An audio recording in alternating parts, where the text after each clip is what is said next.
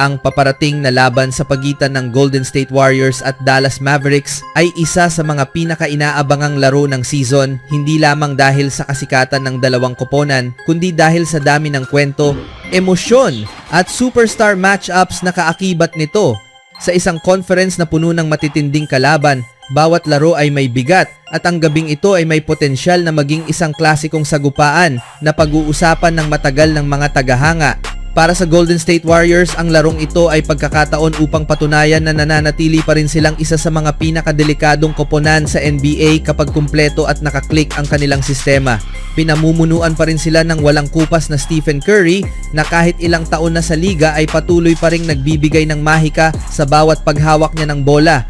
Ang kanyang shooting range na tila walang hanggan, ang kanyang galaw na walang tigil kahit walang bola, at ang kakayahan niyang baguhin ang momentum ng laro sa loob lamang ng ilang minuto ay nananatiling sandata ng Warriors.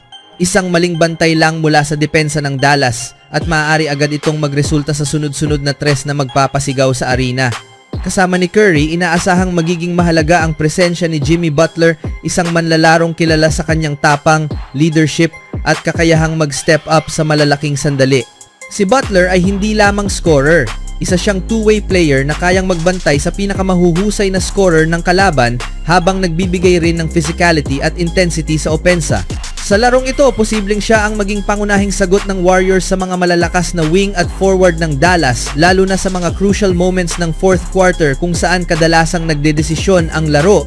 Sa panig ng Dallas Mavericks, ang spotlight ay nakatutok naman kina Anthony Davis at Cooper Flagg, dalawang manlalarong magkaiba ang estilo ngunit parehong may kakayahang baguhin ang takbo ng laro.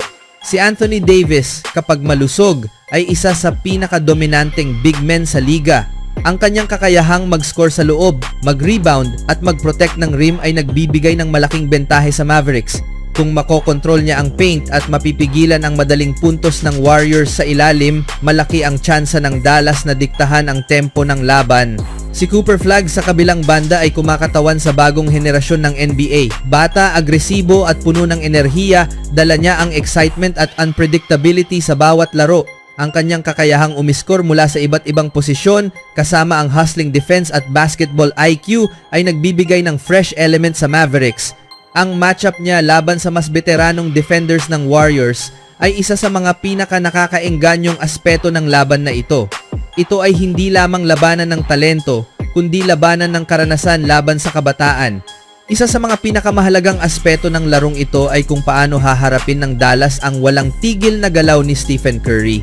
Kilala ang Warriors sa kanilang ball movement at off-ball screens, at kapag hindi disiplinado ang depensa, mabilis silang nakakapuntos.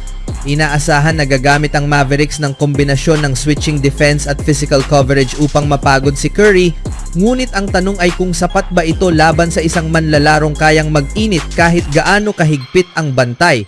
Sa kabilang banda, kailangang paghandaan ng Warriors ang presensya ni Anthony Davis sa loob. Kung masyadong tutok ang depensa sa pagbantay sa perimeter shooters ng Dallas, maaaring samantalahin ni Davis ang loob ng paint.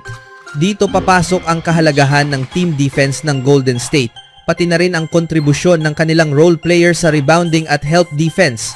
Hindi rin dapat maliitin ang kayang gawin ni Klay Thompson. Para sa Warriors, mahalaga ang scoring at depensa mula sa kanilang supporting cast upang mabawasan ang pressure kina Curry at Butler. Sa Dallas naman, kailangan ng consistent na kontribusyon mula sa kanilang guards at bench players upang hindi mapagod agad ang kanilang mga bituin. Pagdating sa injury report, isa ito sa mga bagay na maaaring makaapekto sa magiging takbo ng laro. Ang kondisyon ni Anthony Davis ay laging binabantayan, at kahit inaasahang makakalaro siya, mahalaga kung gaano siya kaepektibo at kung may minute restriction. Sa Warriors, ang kalusugan ng kanilang rotation players ay critical upang mapanatili ang spacing at defensive intensity sa loob ng 4 na quarters. Sa kabuuan, ang laban ng Golden State Warriors at Dallas Mavericks ay hindi lamang simpleng regular season game. Isa itong salpukan ng estilo ang mabilis at fluid na opensa ng Warriors laban sa physical at star-driven na laro ng Mavericks. Isa rin itong sagupaan ng henerasyon ng legacy ni Stephen Curry at ang determinasyon ni Jimmy Butler laban sa lakas ni Anthony Davis at sa bagong sigla na dala ni Cooper Flagg. Maaaring magpasabog ng tres ang Warriors sa loob lamang ng ilang minuto, ngunit maaari ring kontrolin ng Dallas ang laro sa pamamagitan ng depensa at inside scoring. Ang mananalo ay malamang na ang koponang mas magiging disiplinado sa depensa, mas aalagaan ang bola, at mas magiging handa sa mga critical moments sa huling bahagi ng laro. Sa huli, asahan ang isang laro na puno ng emosyon, highlight plays, matitinding depensahan, at clutch moments. Isang laro na magpapaalala kung bakit mahal ng mga tagahanga ang basketball dahil sa drama, talento, at walang katapusang excitement na hatid nito. Kung pag-uusapan ang tsansa ng panalo, maaaring ilagay ang Golden State Warriors sa humigit kumulang 55% chance na manalo habang ang Dallas Mavericks ay nasa 45% chance.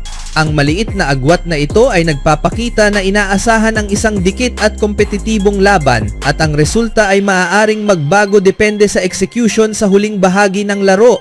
Ang Warriors ay may kalamangan dahil sa presensya ni Stephen Curry at Jimmy Butler, dalawang manlalarong subok na sa pressure at kayang gumawa ng tamang desisyon sa crunch time.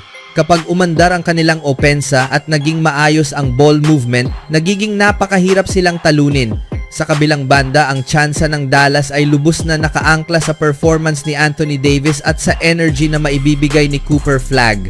Kung makokontrol ni Davis ang loob ng paint at mapipigilan ang madaling drive ng Warriors, malaki ang posibilidad na manatiling dikit ang laro hanggang sa huli. Kapag nakahanap ng kumpiyansa si Flagg at nakapagbigay ng scoring burst, maaari nitong baguhin ang momentum at magbigay ng advantage sa Dallas, lalo na kung mahihirapan ang Golden State sa depensa sa transition.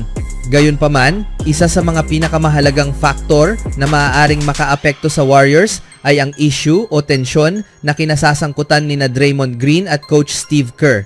Bagamat parehong veterano at may matibay na relasyon sa loob ng maraming taon, ang anumang internal na problema o hindi pagkakaunawaan ay may potensyal na makaapekto sa chemistry ng koponan.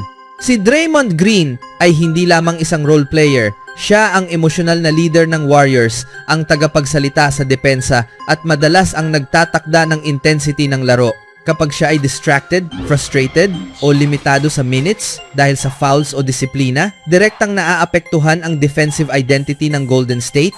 Para kay Coach Steve Kerr, ang hamon ay kung paano niya pamamahalaan ang rotations at emosyon ng kanyang mga players sa gitna ng pressure.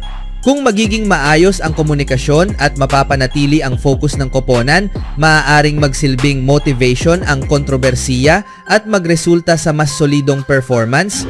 Ngunit kung magdudulot ito ng pagka-distract, rush decisions, o pagkawala ng disiplina sa depensa, maaaring samantalahin ito ng Dallas, lalo na sa mga critical moments.